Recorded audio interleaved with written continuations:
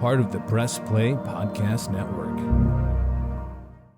Look up in the sky, it's a bird, it's a plane, This is Jason J. Lewis, the voice of Superman on Justice League Action. This is Mark Wade, writer of Superman Birthright, and you're listening to the Krypton Report.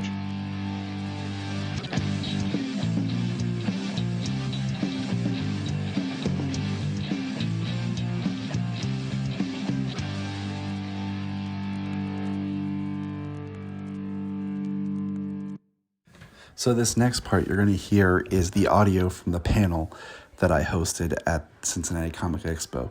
If you want to, you can check out the YouTube link and go over and watch it and see the audio and the video. I apologize for any of the audio that kind of dips. I tried to fix as much as I possibly could. They didn't have the greatest speaker set up, so I had to use an additional microphone on my computer to get the audio from the clips. So I hope you enjoy, and let me know what you think in the notes, feedback, and send me an email or anything, all right? All right, hey Cincinnati Con, what's up Cincinnati Comic Expo? I'm Tyler, I host the Krypton Report podcast. Thank you for coming to my panel. What we're gonna do is we're gonna talk about Superman, that's right. The Up, and Away, and I have a reason for why I named it Up, and Away, we'll get there. But what we're gonna do is we're gonna talk about the character and the history for a little bit, and then just what that means. And we only got 45 minutes, and if you know me, that talking about Superman for 45 minutes is more difficult, and that's because I can only talk for 45 minutes. So we're gonna get started with this little intro video here. Kind of explains who I am.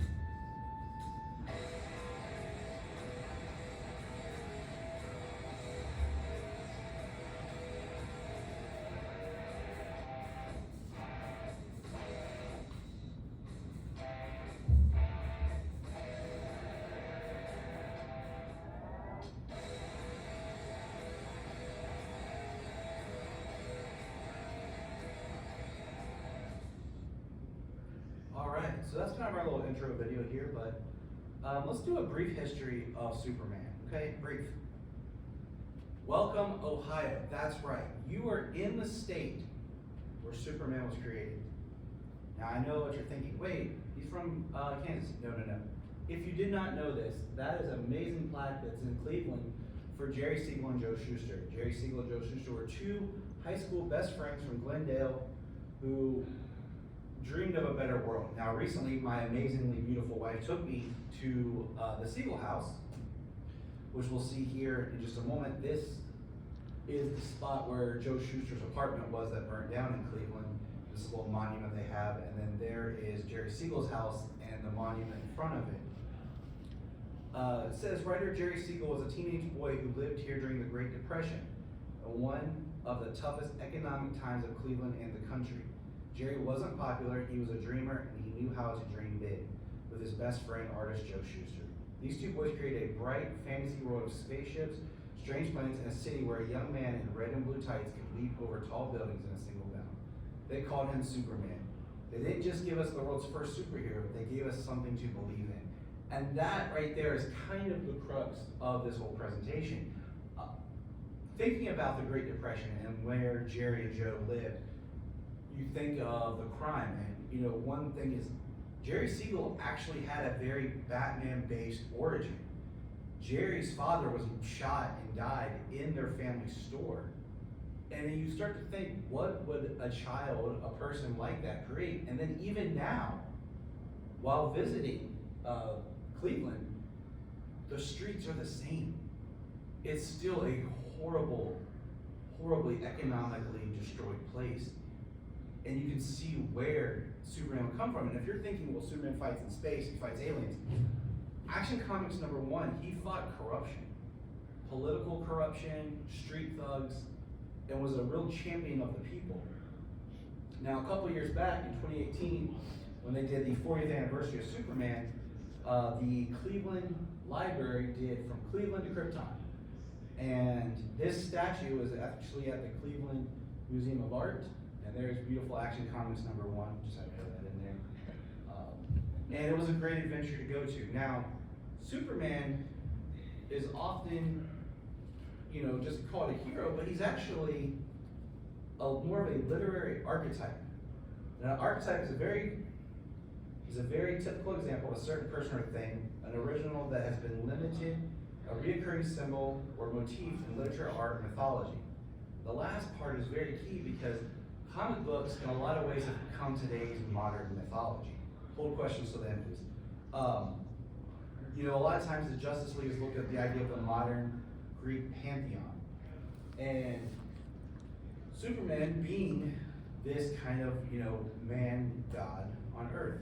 And Superman was developed in 1933 by two Jewish high school students, Jerry Siegel and Joe Shuster. Superman originally was based on Hercules and Moses. Superman would be a champion of social justice during the Depression of the 30s, and Superman would fight corruption and help rebuild metropolis under the catalyst of Franklin Delano Roosevelt's New Deal: reform, relieve, rebuild. Now here's original sketching that Joe did. Now, they stated that Superman was based on Moses. Now, there's a great interview I wanted to find and put on here from Michael Uslan, who talked about what is the Moses story. Well, he was being persecuted, saved from death, put in a basket, sent down the river, and found and adopted. Well, what's Superman's story? He escaped death in a rocket, sent down, and that's where the story ends, because it was the idea that the creation of Superman came from a very faith-based place. Now, originally in comics, he was very Moses, Hercules, and over time has ascended to some Christ-like messianic figure. Now, this got cut off, but I never thought of this as a child, but the idea of Clark in Smallville, the big poster of the fact that he was put on a literal cross, I just thought more of the scarecrow because that's the thing, but here is... Guess what? You see him 3 times. You see him, at birth, once when he's in his teenage years, and then when he suddenly appears at 30, ready to take on his mantle and save the world. So, it's all through there. That was Alfred Goethe and Miles Millar, based on their talk when they started Smallville, was reinforcing the imagery of the Christ-like figure that Superman had become. And it started a lot in Richard Donner's 1970 film, which looked at the films of Cecil B. DeMille with the Ten Commandments and the Moses story, continuing that. Now, the forgotten Lex Luthor, who's an amazing Lex Luthor, Mr. John Shea here, is quoted as says, comic book writer Jerry Siegel and Joe Shuster tapped into the collective unconscious that had given us the Greek gods and now are giving us a god from Krypton. He got the whole point of the story, is to translate archetypal themes and speeds for a modern age, no matter transcending any kind of religious base. This is a great work by Dan Jurgens that kind of just tells the history and story of the character. Now, Superman can also be looked at as a literary hero.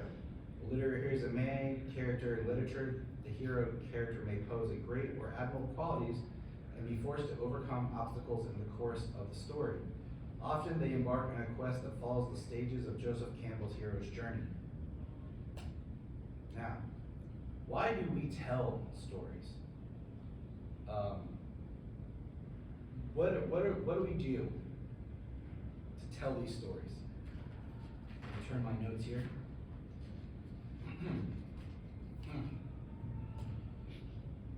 When we tell stories, we teach. We use things to highlight things. I have 2 small children. 2. And sometimes you can tell them over and over, don't do that, don't do that, don't do that, stop, and they don't get it. But sometimes all you have to do is put it in a story to convey the message. And that's really the basis of any type of communication, is storytelling. No matter how, if my father-in-law is telling me how to build something, he's basically telling me a story of how to build something or how he can do it better. And any type of messianic or archetypal hero has their moment of death and rebirth. Now we're coming up on the anniversary this year, actually, of the death of Superman. And this is a great drawing that encompasses basically the entire Doomsday versus Superman arc in battle, and how Dan Jurgens created Doomsday as the ultimate physical destroyer, our hero willing to fight to his death to protect everyone without a second thought. In the film Batman v Superman: Dawn of Justice, the Man of Steel is hated and feared by most of the world, but he still lays down his life to stop Doomsday because it was the right thing to do. The death and resurrection is noted in many religions and mythologies of their heroes or gods, examples being Osiris, Tammuz, which I apologize if I mispronounced that, Adonis, Atlas, Dionysus, and of course, the Christ of Jesus. So here we have a symbol of hope. And let's watch this video. In this video, you're gonna see the great Brandon Routh. Who here got to meet Brandon downstairs, right? Uh-huh, you did? Good job, sir. He was awesome. It was nice to meet him, be another Superman on my list. But let's watch this little video here. If it plays. Technology.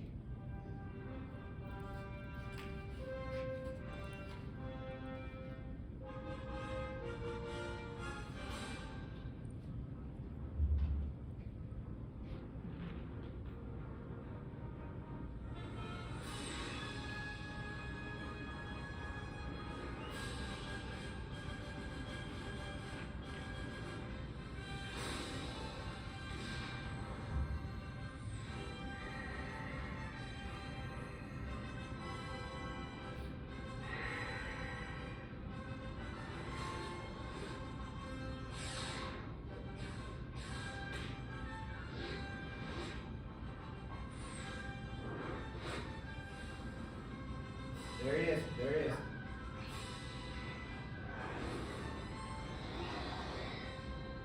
There he is again.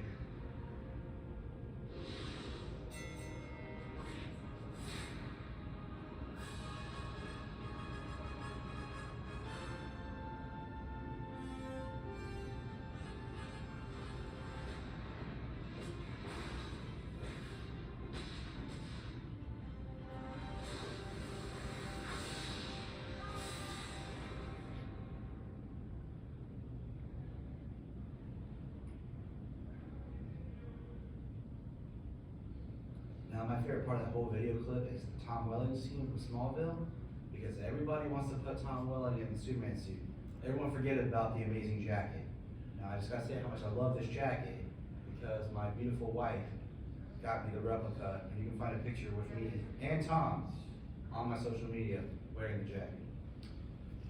But the Superman symbol didn't always start out as the family symbol. Originally, it was just an S. And then over time with George Donnerfield, it became the house family symbol.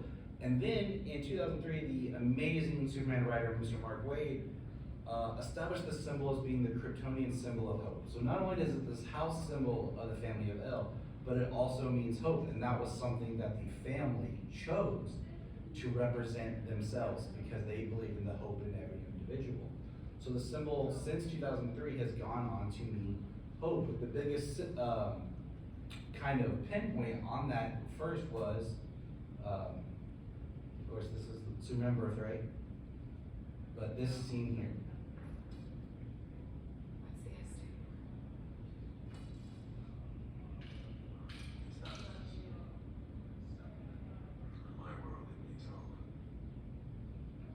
So that was the first time in any kind of media outside of maybe the cartoons and the comics that the idea of the family symbol being hope. Now, if you watch the Supergirl series, they beat you in the face with that, which is fine. That's cool. I'm okay with that, but they made sure that you knew about the family being hope. Now, a little bit, not to toot my own horn here, but I'm going to because it's my panel. I wrote a thing for the Daily Planet. The Daily Planet is a online website, news site. It's legitimately a news site. And I got the honor of writing this editorial. I said why I wear the Superman symbol. And in it, what I described is basically what I've been talking about was the idea that the symbol means something to me because we live in a society that is so torn in fights about religion or politics or whatever. It's very hard to find something that's pure and genuine that encompasses all people. And to me, even though it's just a literary icon, that's what the symbol means. So when I would wear it, I want people to know, like, hey, it's projecting that the good and the hope that I hope the world aspires to. And that was on the Daily Planet's website. You can find it if you can find my name on their website and check it out. So, but Superman is an aspiration and inspiration. The process of being mentally stimulated to do or feel something, especially do something creative, is inspiration. An aspiration is a hope or ambition of achieving something. Now this picture I have here is from one of the latter New 52 action comic runs where Superman is actually losing his powers. And there were people protesting and were actually attacked by riot police, and Superman basically takes this huge massive chain, wraps around himself, and puts himself between the rioters and the people. It was a really great story, and there's something, it tried to get back a lot with the New 52, when it started with Superman being less powerful, was the fact that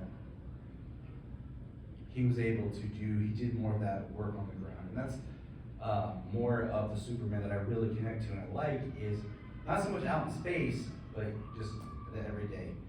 In the current World War saga that just wrapped up by Philip Kennedy Johnson, I have this quote here from my friend Grant, who hosts the Truth and Justice and Hope podcast. It says, "I think the World War saga is the perfect example of determination, not only to overcome obstacles, but to hold on to hope in an overwhelming situation, and as the unbloodied sword to hold on to your own principles even when the compromising them might make your situation easier." And that was an amazing story, because once again, the point of the story was not only is Superman losing his powers, but he still does what's right, and he still stands up for those who can't fight for themselves. Now, this is kind of inspired here, was one of the best lines that affected both me and my friend Anthony, was in Superman and Lois, where Clark talked about his father and just being there. Doesn't matter if he was the best father, but he was there. And that's part of what makes the character great, is he tries to be there, not only for his family in this context, but for everyone that he comes in contact with. Excuse me. This is a scene from Grant Morrison's amazing All-Star Superman that deals with the character of Regan. Regan, a couple panels before this, we meet Regan's psychiatrist who's running late because of a train accident. And in the panel, it's hard to see, but it says, Superman shows up right behind her and says, your doctor really did get held up, Regan. It's never as bad as it seems. You're much stronger than you think. Trust me. It's beautiful. Not as beautiful as the next one that'll probably make me cry. I've read it how many times? But this is from the Michael J. Straczynski wrote. He started a book arc called Superman Grounded. Now I like to read a lot of stuff in trades, and in the first trade is the best, because during the second trade, Straczynski left and the book fell apart and went to cuckoo. Okay, sorry, it just did. And anyone you talk to, they'll back me up on that, because he left. A lot of people hate the story arc, but I am a very strong believer in this first part. And this is one of those beats. And I'm going to read a kind of a summary of what's going on here, but basically, we meet Felicity Rose, a woman who is about to jump. The police ask Superman to go and get her, and he says, I'm going to go talk to her. And the cops are stunned that he's not just going to fly up there and get her. In the story, she speaks about how her mother died and everything she's going before. And she asks Superman, if I jump, will you not catch me? Gets me every time. And he says, I never break my word. And basically, in it, he talks about a friend of his that died of cancer. And he tells her, basically, if she believes she'll never have another good day, he won't stop her. And then, of course, at the end, she jumps into his arms. But that's Superman right there. Now that I'm done crying in front of all you beautiful people, this is a great story that I recently read. It is sad because this was written and done by the late Darwin Cook and the late Tim Sale, who we lost this year. But basically, it's a scene where Superman has yet to meet anything that can hurt him. And in the story, it's called Krypton. He actually goes into a volcano and swallows lava. And he comes out, and the first people he goes and talks to is his parents. He talks about how fearful and scared he was, because maybe this would be it. He didn't know if he would survive. But he still did what was necessary. And this is a clip from one of my favorite scenes with his Superman and Shazam. But I recently watched this, and after this I'll tell you, it's awesome. What's that on your face? Nah, it's what you get for trying to make it. You should've just kept my mouth shut. Be good will follow. That's what my parents used to always tell me. But you know, Mr. Kent, I was good before they were taken from me. I was good at the foster home, and I was good 15 minutes ago. I'm starting to think being good isn't good for me. It seems that way sometimes, doesn't it? But that's because good is hard. Bad is always easy. That's enough. No, I have to protect them. How? By being like him? By being stronger than him. Then be strong. Be good.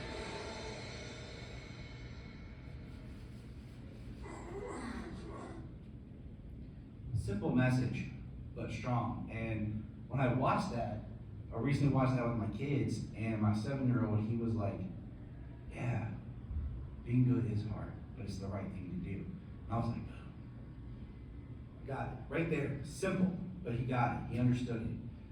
And then my co-host, James, this is one of his favorite scenes from BBS, where it's just, maybe he's just a guy trying to do the right thing. What can be more simple than just being a guy trying to do the right thing? Now I have a clip here, and I also have the word to see if you play. Right here, everything. You wrote that the world doesn't need a savior. But every day I hear people crying for one. It's deep. Mr. Roth said it himself downstairs. You know, every day Superman hears all the people crying for help, the people who need someone. So keep that as a thought. There's a saying on my world. The only thing necessary for the triumph of evil is for good men to do nothing. It's easy for someone like you to be brave, but most of us aren't bulletproof. Sir, I stand up to guys more powerful than I am all the time. You could do the same. You had the power to end the Thomas School's criminal career right there, permanently. Why didn't you? I'm not anyone's judge and jury, Professor Baxter. Definitely not an executioner. My powers don't put me above the law. Maybe who we are is simply a matter of believing in who we can be. You're living in a dreamland! Good. Dreams save us. Dreams lift us up and transform us into something better. And on my soul, I swear that until my dream of a world where dignity, honor, and justice are the reality we all share, I will never stop fighting. Never. So those are some quotes I had saved. I thought they were a slide away. My bad. Of just some of the better moments of different versions of Superman. Now I know what you're thinking. Isn't Superman's motto truth, justice, and the American way? Well, yes, that's what it was. That was created on the radio show during World War II. But it was recently changed. I know a lot of people had a problem with that, and settle down. It's okay. Because the new motto is truth, justice, and a better tomorrow. And I think that really sums up the character. And I think it sums up a way that Superman becomes more unanimous with being a character that's all-encompassing for the world. And it was this past year, and Tom Taylor was the writer who changed it during his Superman Son of Kal-El book, which actually translated to being Superman, period, is a new motto. So in conclusion, why did I name this panel Up, and Away? Yes, it's just a catchphrase that Superman would say, you know, up, and away, or if you're Krypto, the super puppets, up, and away. But mainly I meant it for a few things. I'm gonna leave you with Brandon here. There's always a time for heroes. It's the spirit of Superman. It's someone that people can aspire to be. And that's why. My conclusion is this. Superman was a character that was created for the reader to see an example of what humans doing the right thing could be. Often Superman is regarded for his powers, but it's his moral compass and decisions to do the right thing that is his true power. There are multiple comic stories that tell of what if Superman was evil, what if he had no powers. And both of those lines of thought have the moral strength and truth show that Clark Kent is who Superman is. It's his power. So why up, and away? Well, the answer is simple. Get up and go about your way and make the world a better place. And now we'll end this with the great Superman, Mr. Chris Reeve, who said, "I think a hero is an ordinary individual who finds strength to persevere and endure in the spite of overwhelming obstacles. So each one of you are Superman. So choose the world." Thank you. And if you want to find us on the podcast, you can find us here. Basically anywhere the podcasts are. I have some cards on the table out back. I have a QR code up here if you're fancy. And there's a QR code on the screen that you can scan too. It's pretty neat. Thank you.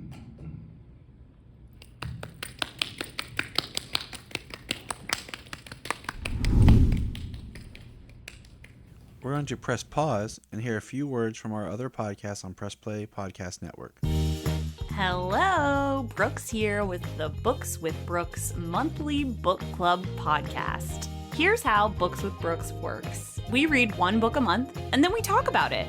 Classics like Stephen King's The Shining, debut novels like We Are the Brennans by Tracy Lang, and tons of other compelling, life-changing stories, one book and 1 month at a time.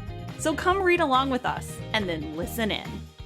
If you are like Tyler and James and can't get enough super talk, check out these other podcasts.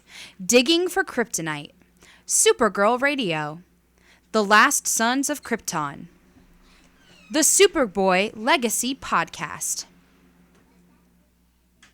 All-Star Superfans, Superman the Animated Podcast, The Aspiring Kryptonians, Always Hold On to Smallville, Caped Wonder, The Geek of Steel, and Truth, Justice, and Hope podcast. This is Dan Jurgens, and if you want to have a good time, keep listening to the Krypton Report.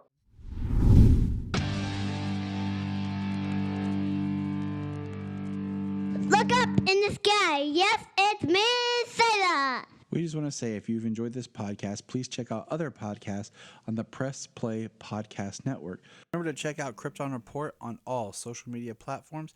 Go to linktree.com/Krypton Report. You find all of our information right there. $1 a month, you'll get extra special content that you don't get on the main show, like movie commentaries and whatever else comes out of our mouths. So check it out, patreon.com/Krypton Report.